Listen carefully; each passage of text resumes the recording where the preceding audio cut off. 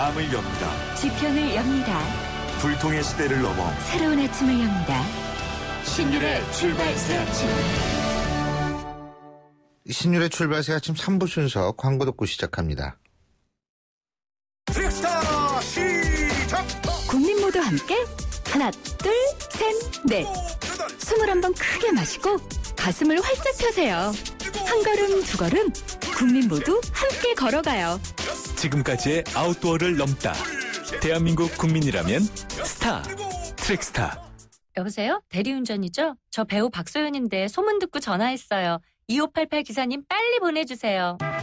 좌우로 정렬 좌우로 정렬 2588 2588 좌우가 같네 좌우가 같아 2588 2588. 대리 부르셨죠? 어머 기사님 세상에 이런 일이 2588 2588.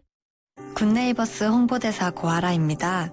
민균의 4남매 이야기 들어보실래요? 찬바람이 송곳같이 파고들던 낡은 흙집. 민균의 4남매는 전기장판 하나로 추운 겨울을 견뎌야 했습니다. 하지만 좋은 이웃들의 나눔이 아이들에게 포근한 겨울을 선물했네요. 추위를 거뜬히 막아주는 따뜻한 집. 아이들의 웃음소리가 멀리 멀리 퍼져갑니다.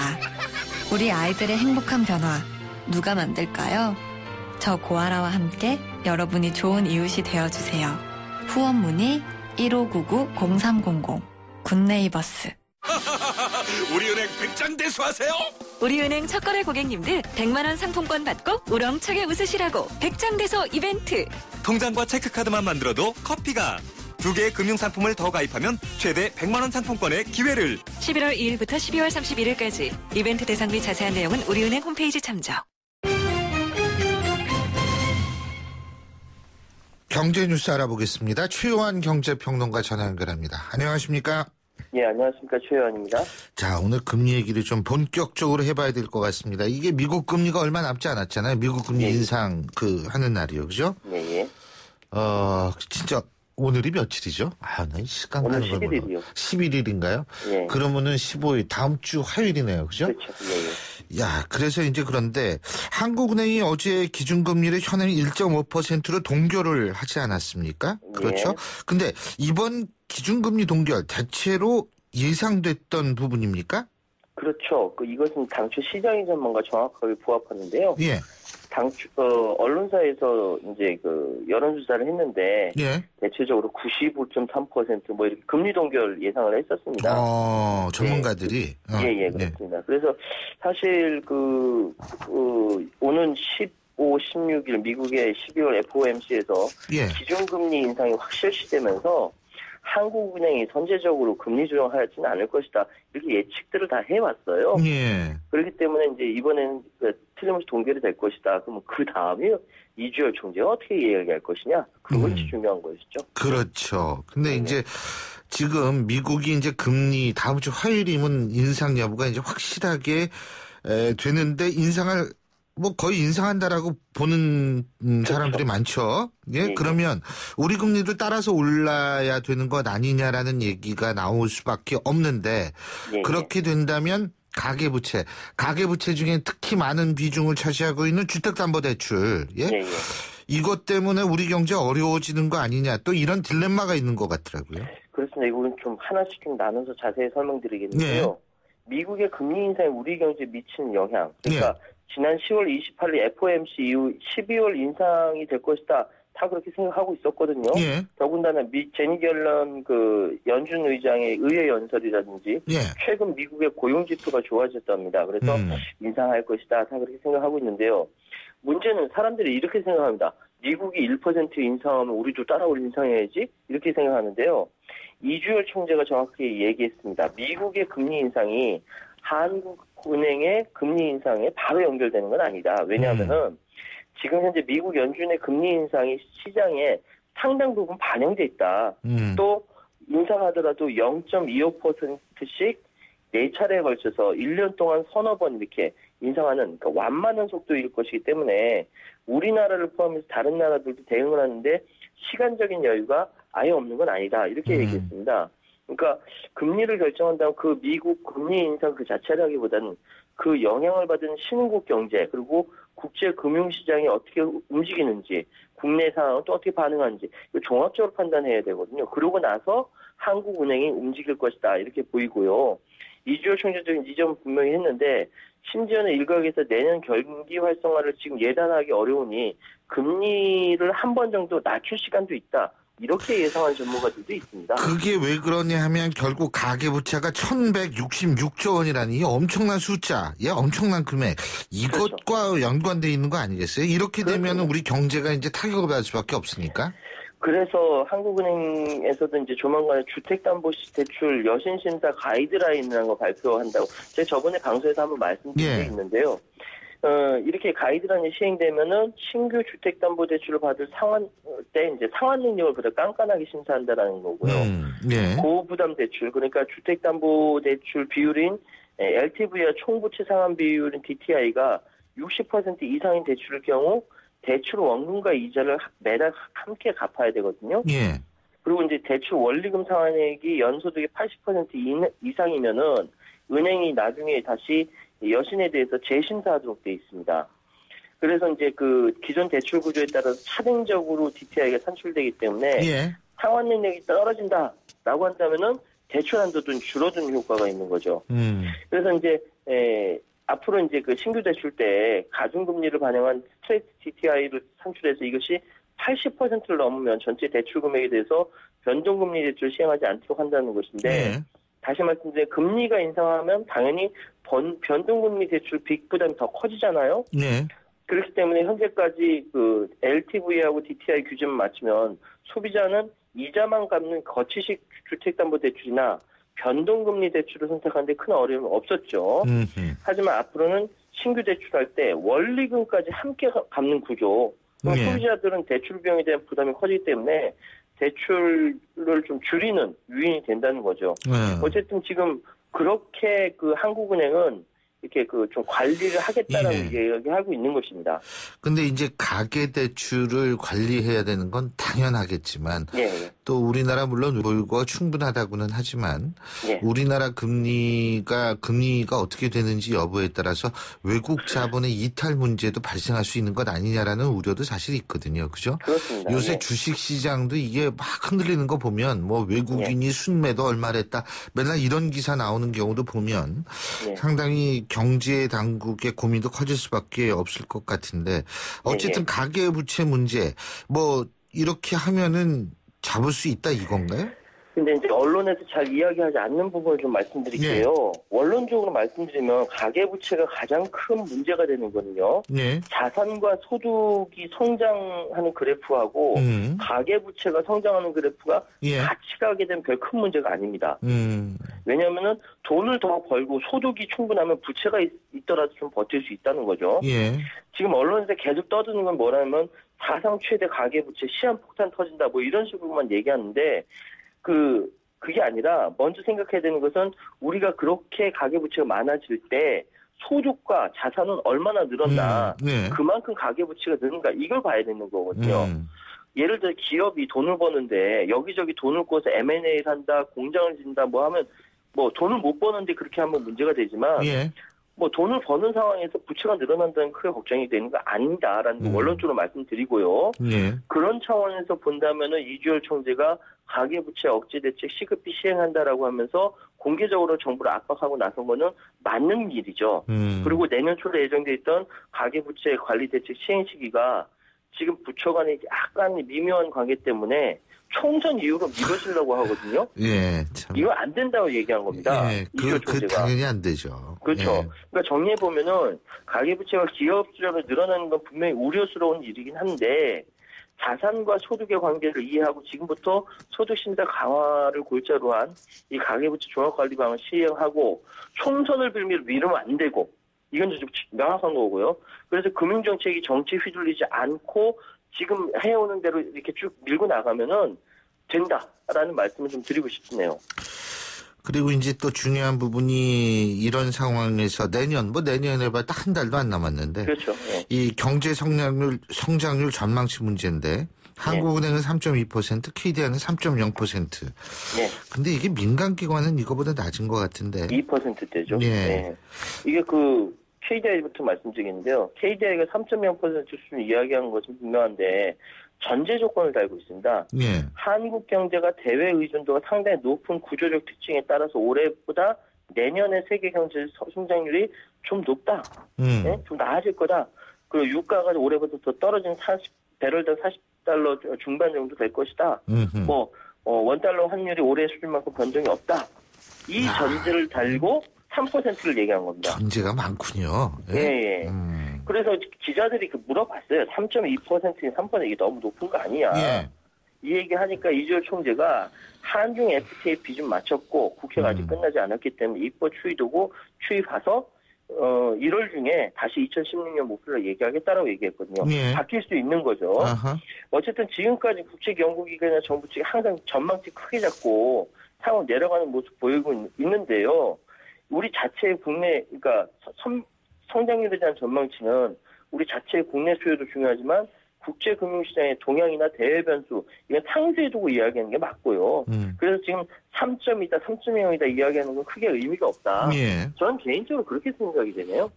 아니 변수가 너무 많으니까 이게 다 맞아 떨어져야지 그렇게 나온다 그러면. 그러니까요. 이거는 사실 이런 것도 예측이라고 그래야 되겠죠. 예. 네. 근데 어쨌든 지금 한중 FTA 체결도 했고 이런 얘기가 지금 나왔다고 말씀하셨지 않습니까? 네, 그렇죠? 네. 그러니까 결국은 정부나 한국은 이런 쪽에는 중국의 변화가 상당히 중요하다는 얘기인데 그렇죠. 어떻게 평가하고 있습니까? 중국이 지금 사실 산업 구조를 내수 위주로 개편하고 있거든요. 그리고 금융 자유화도 지취하고 있고요. 예. 이런 상황에서 우리나라도 그 영향권 안에 편입돼 있기 때문에 자유로울 수는 없는 거죠. 먼저 이제 우리나라가 중국에 수출하는 것은 중간재 수출입니다. 예. 완성품이 아니라. 그래서 중국 경제가 내수로 바뀐다.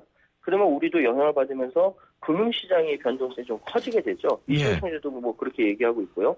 그런데 동시에 빛과 그림자가 있듯이 중국의 산업구조 개편이 원활하게 한다면은 우리 경제에 좀 긍정적인 것도 있다라고 이야기가 나오는데 아직까지는 중국 금융시장에 대해서 우리 대응 능력이 좀 상당 부분 갖추고 있다 이렇게 얘기하고 있거든요. 그래서 장기적으로 봤을 때 중국이 이번에 위안화가 SDR 편입되면서 국제화가 진전된 것이고 이것이 증명된 것이고요. 그래서 위안화의 강세, 중국으로의 자본 유입 요인이 강하게 작용되고 있는데 우리 원화도 영향을 받겠지만 이것이 당장 나타나는 것이 아니라 시간을 두고 장기적으로 나타날 것이다.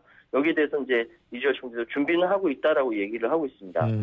그래서 결론적으로 말씀드리자면은 미국의 금리 인상이 달러 강세를 보여주는 현재 지표가 되고 있고요.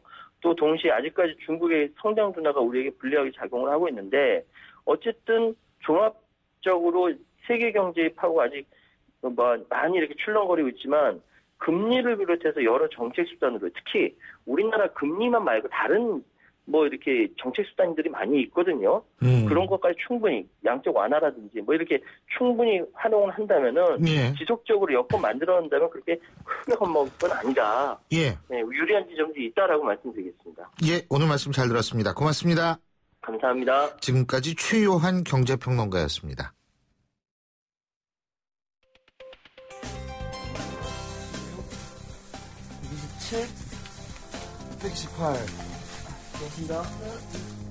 안녕하세요. 지금 어떤 작업, 어떤 봉사하고 계신 거세요? 근데 저희는 지금 여기 연탄이 오면 적재하는 작업을 저희가 맡았는데 여기 한 가구당 150장 정도 쌓일 예정이에요. 연탄 제가 아주 어렸을 때 본 이유니까 거의 20년 가까이 된 것 같은데요. 저는 지금 연탄 나르기 봉사 현장에 나와 있습니다. 이제는 정말 보기 어려운 연탄인데요. 아직도 매서운 겨울 추위를 잠시라도 잊기 위해서는 연탄의 까만 온기를 필요로 하는 분들이 우리 주위에 있습니다. 추운 날씨에도 이렇게 연탄 네. 나르고 계신데 어떠신지 올겨울 좀 따뜻하게 보낼 수 있을 것 같으신지. 고맙죠. 저희야 도움이 많이 돼요. 저희가 매년 연탄은행에서 많이 도와주셔가지고 겨울에 너무 따뜻하게 보내고 있어요. 안 그러면은 그 연탄 값도 많이 올라가지고 좀 부담이 많이 되는데 많이 도움되고 있습니다. 하루에 저희가 많이 추울 때는 3장씩 해고 9장 정도 들거든요. 산이 있는 지역이라서 더 많이 추워요. 다른 지역보다. 그래갖고 관심 좀 가져주시고 도움 좀 많이 주셨으면 좋겠습니다. 안녕하세요. 연탄은행의 허기복 목사입니다. 사랑의 연탄 300만 장 운동을 하고 있고요. 그러다 보니까 아무래도 연탄은 이제 후원하는 분하고 이제 배달하는 봉사자들이 필요한데 가정마다 높은 꼭대기 골목 연탄 봉사를 하고 그렇습니다. 봉사자들이 좀 해마다 증가를 하고 있고 한 해 우리 연탄 봉사 4만 5천 명 정도 와서 활동을 해서 연탄이 들어갈 때마다 연탄이 요즘엔 금탄이에요. 그러면서 금탄을 주셔서 너무 고맙다 이렇게 말씀 많이들 하시고 우리가 이것 때문에 살아간다. 어르신들이 받으면서 감사하면서 또 다음 해를 기약해 달라고 할 정도로 감사하면서도 또 안타까운 모습들을 많이 봅니다. 너무 미안해요. 추워서 못 잤잖아요. 잘하셨어요. 좋죠. 너무너무 고맙고 내 평생 안 잊어버릴게요. 따뜻한 마음이 오는 거예요. 또 내가 여기 월세거든요. 500에 10만 원 도움을 준다는 게 너무 고맙더라고요. 이런 사람들에게 도와주니까 고맙고 아주 즐거운 마음으로 잘 떼겠습니다. 잘 지내겠습니다. 일로와 재호가 일로와. 너도 몇 억 정도 안 되냐? 아니 최대한 많이 날 수 있는데 무게로는 한 80kg 되는 것 같은데 제가 항상 받으시는 주민들도 그만큼 따뜻하게 겨울 날 수 있었으면 좋겠다는 생각이 들어요. 지나가다가도 되게 수고하신다고 동네 주민들께서 하시는 말을 들었었는데 힘들지만 되게 뿌듯하더라고요. 앞으로도 내년에도 또 이런 기회가 있으면 또 참여할 거예요. 다른 것보다 연탄은 겨울을 따뜻하게 하기 위해서 정말 살기 위해 가장 필요한 거잖아요. 그래서 그런 것들을 나누는 게 더 의미가 있는 것 같아요. 저희들의 정성이 따뜻하게 느껴질 수 있으셔서 더 겨울 따뜻하게 보냈으면 좋겠어요. 올 겨울에는 눈이 참 많이 내린다고 합니다. 골목에 쌓여가는 눈을 보며 겨울의 정취를 한껏 만끽할 수 있을 텐데요. 하지만 쌓이는 눈을 보며 한숨을 내쉴 수밖에 없는 이웃이 함께 이 겨울을 나고 있다는 것. 올 연말 연시에는 한 번 더 생각해보는 것은 어떨까요? 지금까지 연탄은행의 서울 노원구 연탄 봉사 현장에서 신율의 출발 새 아침 리포터 이윤지였습니다. 예, 이윤지 리포터 수고하셨고요. 요즘 인기 있는 드라마 응답하라 1988 여러분 많이 보십니까? 이 응답하라 1988에서도 연탄재 부시고 이런 장면들 많이 나오던데요. 자다가 일어나서 연탄 갈고 연탄가스에 중독되고 이런 예전을 추억하시는 분들 아마 많으실 겁니다. 하지만 이런 모습들이 추억이 아니라 현실인 분들도 있다는 얘기입니다. 추억과 현실의 사이. 그건 어쩌면 우리 사회에 존재하는 양극화의 그늘을 보여주는 상징일 수 있습니다. 이런 그늘에 햇볕이 비치게 만드는 분들, 바로 그런 분들이 지금 봉사하시는 바로 이런 분들이 아닐까라는 생각이 드는데요. 갑자기 그런 미국 팝송이 생각나죠? You are my sunshine. 그렇습니다. 이런 분들이 바로 햇볕이자 햇살이라는 생각이 듭니다.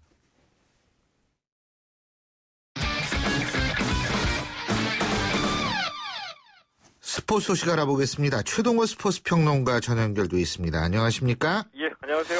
손흥민 선수 얘기부터 좀 해보죠. 예. 오늘 새벽에 그 5.15 리그 경기에서 예. 어시스트를 추가했네요.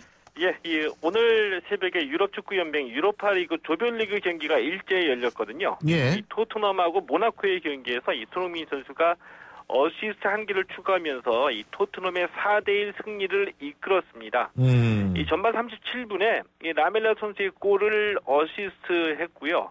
이 토트넘이 4승 1무 1패로 조별 예선을 1위로 통과하면서 32강에 진출했습니다. 예. 이 손흥민 선수 오늘 이 최전방 원톱 공격수로 출전했거든요. 예. 이 어시스트를 기록은 했지만 이 골을 좀 기록하지 못했다는 것은 조금 아쉽기도 합니다. 아하. 근데 이 손흥민 선수가 올해 최고의 스포츠 스타로도 뽑혔죠. 예, 그렇습니다. 이 스포츠계에서는 이 손흥민 선수가 대세라고 이제 말씀드려도 될 것 같거든요. 이 한국갤럽이 2015년을 빛낸 스포츠 선수에 대한 조사 결과를 발표를 했는데, 이 손흥민 선수가 응답자의 24.4%의 지지를 얻어서 1위를 차지했습니다.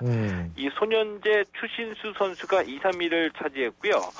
이 손흥민 선수 2013년에 8위, 2014년에 똑같은 조사에서 5위를 기록했는데, 올해 이 분데스리가 레버쿠젠에서 프리미어리그 이 토트넘으로 이적하면서 한국 스포츠 최고의 스타 자리를 예약했다라고 볼 수가 있겠고요.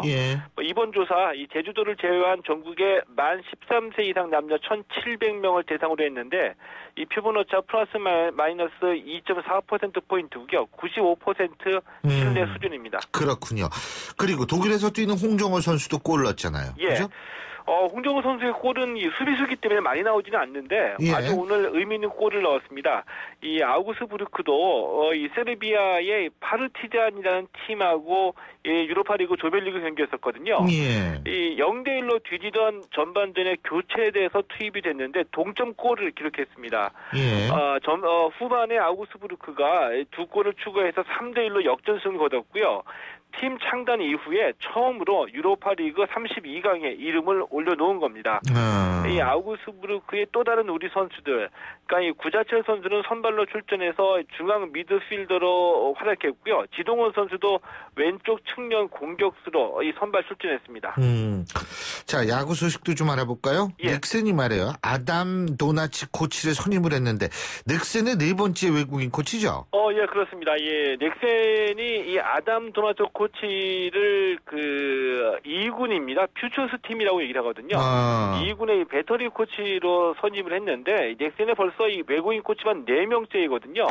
근데 주목할 바가 이 4명의 외국인 코치가 1군을 지도하는 것이 아니라 2군하고 3군 선수를 지도하고 있다는 겁니다. 그러니까 넥센만의 전략적인 육성 시스템을 구축하겠다. 넥센이 이렇게 밝힌 바 있는데 실제로 행보도 유망주 육성에 좀 나서고 있습니다.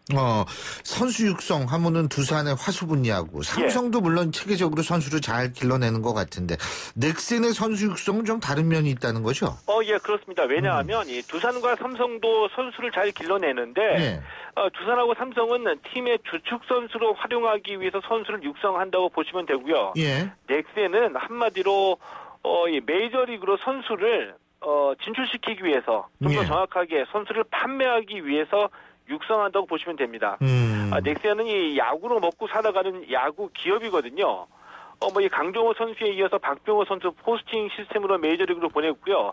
구단이 그 응차액을 수익으로 챙겼습니다. 계속해서 넥센은 외부에서 선수를 영입하지 않고 선수를 발굴하고 육성해서 수익을 내겠다는 얘기인데 이런 이 비즈니스형 구단이 생존해 나가는 것도 한국 프로야구의 발전이라고 볼 수 있기 때문에 좀 관심 있게 지켜볼 필요가 있다라고 말씀드리고 싶습니다. 이거 그리고 제가 볼 때는 어쨌든 비즈니스 모델이든 뭐든 훌륭한 측면이 있습니다. 발굴한다는 게 쉬운 일이 아니거든요. 그렇지 않습니까? 오늘 말씀 여기까지 듣죠. 고맙습니다. 고맙습니다. 지금까지 최동호 스포츠 평론가였습니다. 신율의 출발 새 아침 3부 순서는 여기서 줄이고요. 잠시 뒤 4부에서 뵙죠.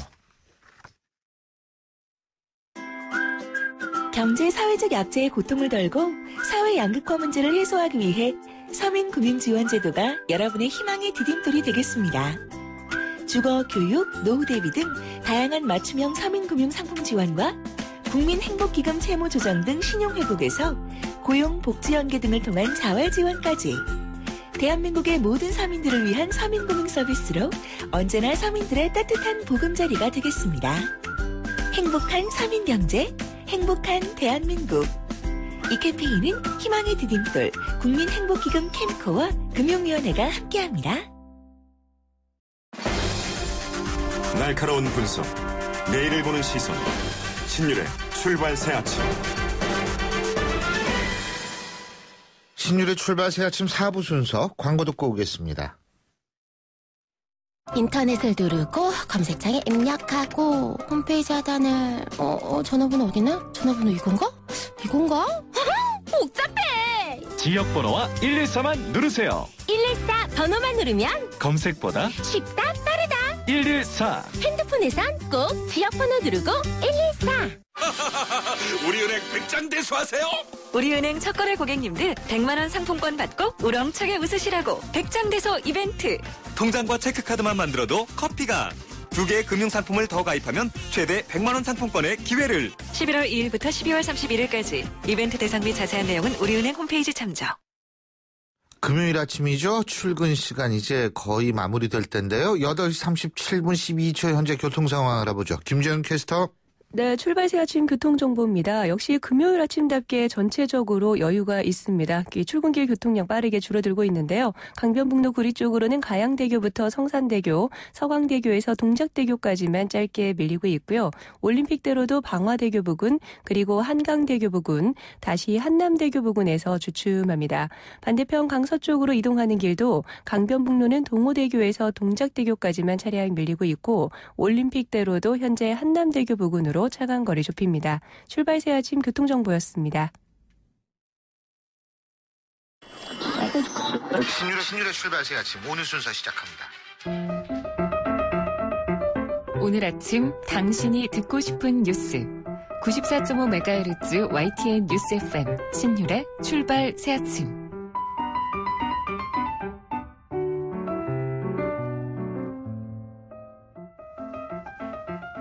지난달 13일 프랑스 파리에서 130명의 목숨이 쓰러졌습니다. 이 테러리스트들, 바로 허상을 쫓는 테러리스트들이 그들의 목숨을 앗아간 건데요. 이후 전 세계는 테러의 공포에 떨어야 했습니다. 시리아에는 더 많은 폭탄이 떨어졌고요. 이슬람 극단주의 무장 세력 IS와의 전쟁은 여전히 계속되고 있습니다. 그럼에도 불구하고 파리의 삶은 계속됐습니다. 그리고 물론 앞으로도 계속돼야만 할 겁니다. 오늘 이 시간 신율의 출발 새 아침 세 번째 인터뷰에선 지난 한 달간 파리 시민들의 삶을 돌아보겠습니다. 파리에서 뽕데자르 갤러리를 운영하고 계시는 파리 현지 한인신문 파리지성의 박원영 편집장 연결해 보겠습니다. 박 편집장님 안녕하세요. 네, 안녕하세요. 예. 파리의 박은영입니다. 예. 아유, 네. 언제부터 프랑스에서 사세요? 저는 여기서 유학을 와서, 남편을 만나고 가정을 꾸리고 1989년부터 지금 한 26년 됐죠. 이야, 예. 26년. 제가 네. 독일에서 공부했거든요. 제가 87년에, 그러셨어요? 제가 87년에 네. 독일에 갔어요. 그래서 95년에 왔는데, 네. 그러시구나. 89년. 거기서 이제 파리 좋죠. 근데 그 좋은 파리가 말이에요. 예? 그러게 말입니다. 한 달 전에 테러로 공포에 떨어야 했는데 그때 그날 기억하십니까? 아유, 그럼요. 생생하게 기억하죠. 그날 밤 정말 무서웠고 충격스러웠어요.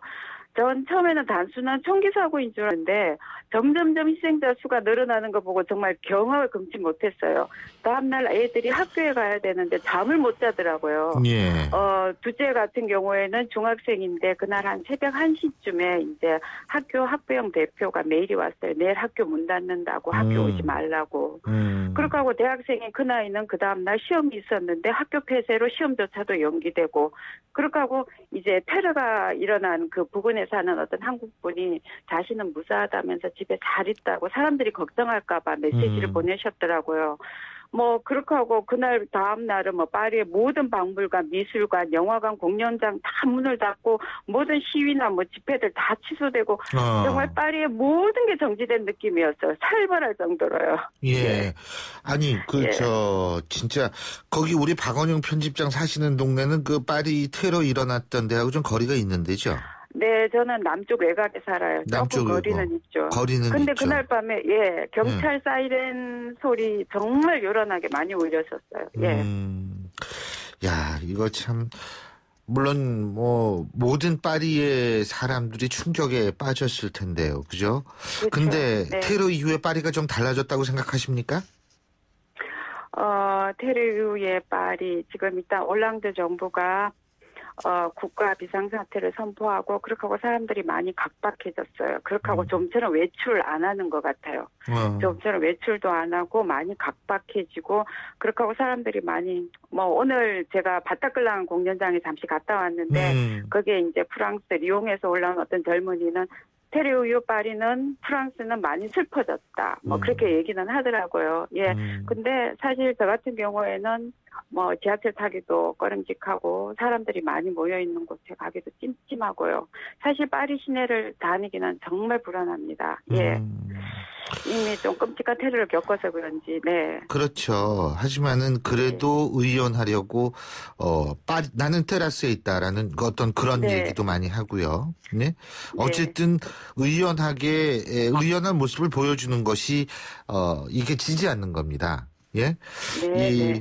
그거 참 중요한데, 근데 이 프랑스 파리에도 IS에 가입하겠다고 하면서 시리아로 떠난 아이들도 있죠. 그죠?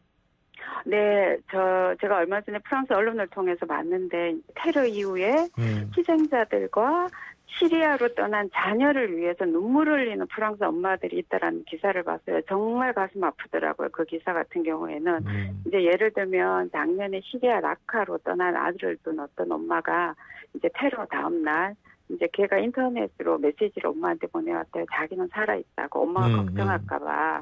근데 지금 프랑스 내에 이런 가정에 처한 가정이 한 600여 가정이 된대요. 600여 가정이 되고 이런 가정들은 일단 프랑스 당국의 감시하에 있고 이번 테러 이후로 더 큰 고통 속에 빠져 있다고 하더라고요. 오빠가 시리아로 떠난 어떤 여동생은 테러 전날 이후로 계속 구토에 시달리고 어떤 이들은 아예 외출을 삼가하고 마치 자신의 그 친척이나 자녀들이 그런 일을 저지르지는 않았지만 주위의 시선들이 마치 걔들이 그런 걸 한 것 같은 그런 걸 느낀다면서 정말 두문불출하고 있고 더 큰 고통 속에서 살고 있는 그런 프랑스 가정들이 있더라고요. 예.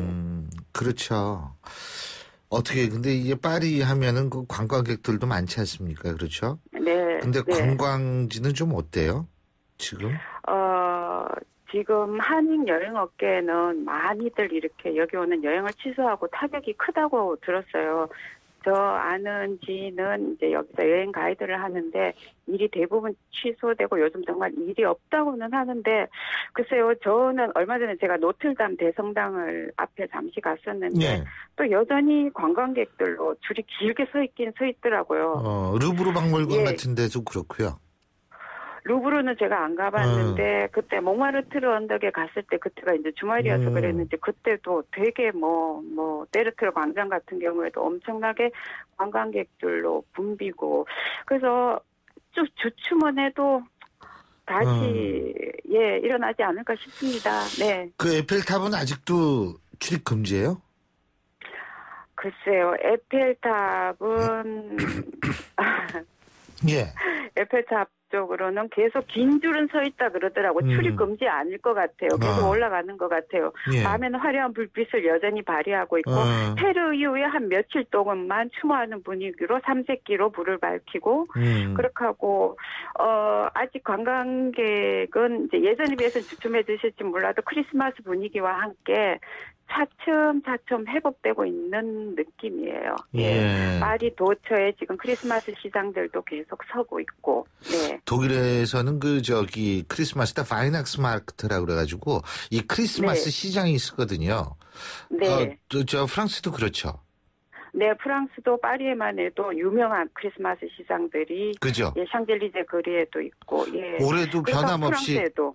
올해도 변함없이 열립니까? 예. 그럼요. 아무래도 이제 근데 변함없이 샹젤리제 크리스마스 시장은 여전히 화려한 불빛을 발하고 사람들 엄청 많이 있더라고요. 테러에도 아랑곳 없이. 저는 사실 궁금한 게 하나 있는 게 이 프랑스 그래가지고 똘레랑스. 근데 이 똘레랑스라는 단어가 불어에만 있는 게 아니고 독일어는 톨러런스고 영어로는 톨러런스 아닙니까? 우리나라 말로는 관용이고. 근데 왜 똘레랑스가 그렇게 유명해졌는지 전 그건 잘 모르겠습니다만 어쨌든 이 관용이라는 거 말이에요. 이 관용이라는 거라는 측면이 프랑스가 워낙 좀 외국인들도 많이 살고 그래서 그런지 모르겠습니다만 어쨌든 이런 사회적 포용도 관용도가 좀 달라졌다고 느끼십니까? 테러 이후에? 아무래도 각박해졌죠. 지금 파리 유엔 기후변화협회 당사국 총회가 거의 막바지에 이르고 있는데 지금 예, 테러 이후에 그거 준비하면서 파리시가 정말 많이 긴장하고 예민해져 있는 것 같더라고요. 이제 개막을 앞두고 막 세계 정상들이 오지 않습니까? 근데 예. 이제 파리 경찰청에서 개인차 이용하지 말아달라고 파리 시민들한테 그렇게 해서 이제 파리와 그 외곽을 도는 대중교통들이 이틀 동안 무료로 운영이 되었어요. 근데 그런 공문을 발표하고 나서 또 아이러니하게도 파리 경찰청장은 대중교통조차도 이용하지 말아달라고. 그러니까 집에만 가만히 있으라는 얘기예요. 그런 식으로. 그러니까 그 다음날 출근해야 되는 사람들은 뭐 말을 타고 가야 돼, 비행기를 타고 가야 돼. 그러니까 정말 이렇게 우왕좌왕하는 그런 모습을 정말 보이는 것 같기도 하고요. 그리고 정말 이 나라는 표현의 자유를 외치면서 집회 시위가 정말 자유롭게 허용된 나라지 않습니까? 근데 지금 국가 비상사태로 시위가 금지되고 있고 그야말로 테러하고 무관한 환경운동가들까지도 시위할 우려가 있다고 가택연금시키기도 하고 그러니까 좀 많이 정말 각박해지고요. 국가 비상사태를 연장한다고 해서 이걸 정말 정치적으로 이런 식으로 악용한다는 그런 목소리도 있습니다. 그런데요, 또 한 가지는 제가 볼 때에는 이 무슬림에 관한 사실 프랑스의 알제리 출신들 많잖아요. 그렇죠. 네. 프랑스의 알제리 출신은 많고 그런데 이 무슬림에 대한 편견 그리고 특히 이제 이 무슬림 자녀들이 이제 학교에서 혹시 왕따를 뭐 받는다거나 이런 일 아까 중학생 자녀 있다고 말씀하셨는데 학교에 그렇게 알제리나 이 무슬림 쪽에서 온 학생들도 있나요? 많죠. 많은데 글쎄요. 이제 저 아이 같은 경우에는 여기 카톨릭 사립 학교를 다니고 있어요. 그래서 그러니까 없겠구나. 전혀 그런 것들 없고 그렇게 하고 학교 내에서 그런 것들은 철두철미하게 단속을 해요.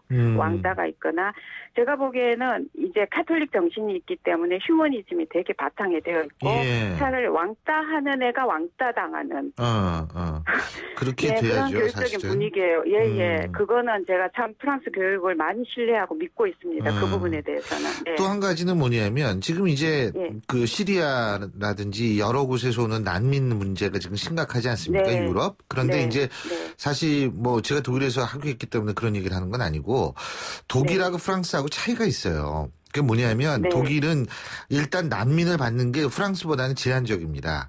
그런데 난민은 제한적으로 받는 대신에 뭐냐면 난민이 오면은 최소한도 이들이 살 수 있는 주거 공간, 아파트라든지 이런 것들을 제공을 해줘요. 근데 제가 알기로는 프랑스 같은 경우에는 난민을 독일보다 많이 받는 건 사실인데 문제는 난민촌 거기에서 받아진 게 포화 상태가 되고 그래서 이들이 거리에서 노숙하는 일도 지금 발생하고 있는 걸로 알고 있거든요.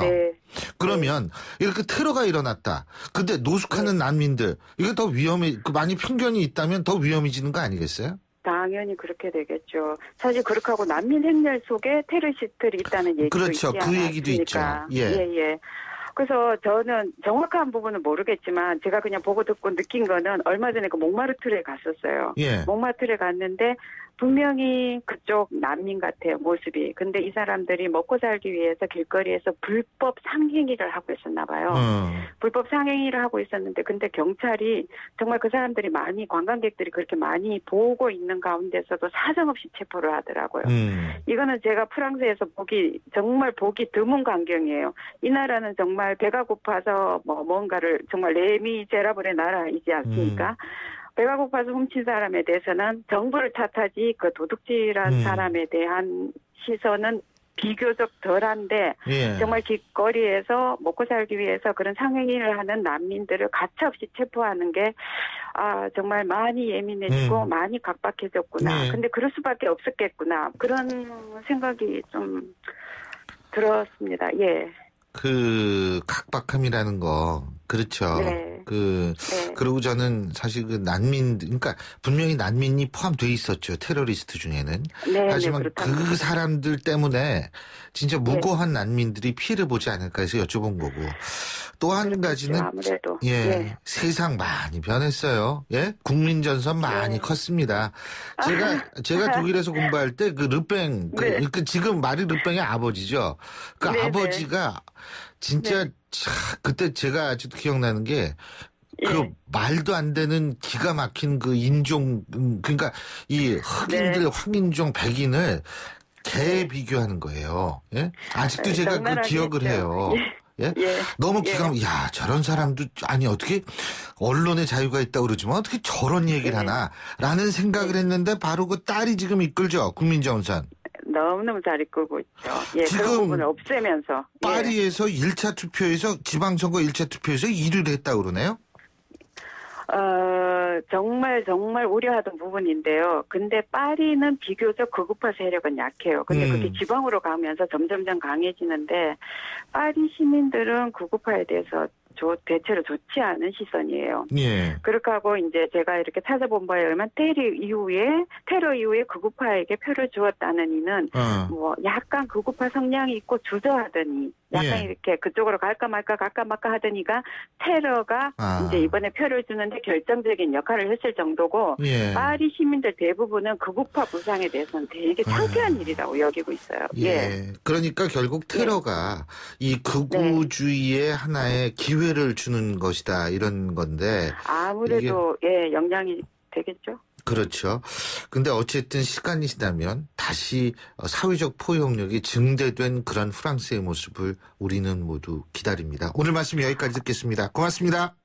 감사합니다. 네. 예, 지금까지 파리 현지 한인신문 파리지성의 박언영 편집장이었습니다. 신율의 출발 새 아침 금요일 순서는 여기서 줄이겠습니다. 정말 일주일 빨리 지나가는데요. 이렇게 가다간 2016년 금방 올 것 같습니다. 한 해 마무리하는 시점에서 여러분 일주일도 마무리하시면서 잘 여러 가지 복합적으로 생각하셔서 앞으로의 계획 훨씬 함지적으로 세우시는 그런 하루 되시길 바라겠고요. 저는 다음 주 월요일 7시 15분에 다시 오겠습니다. 신율이었습니다. 좋은 하루 되십시오. 고맙습니다.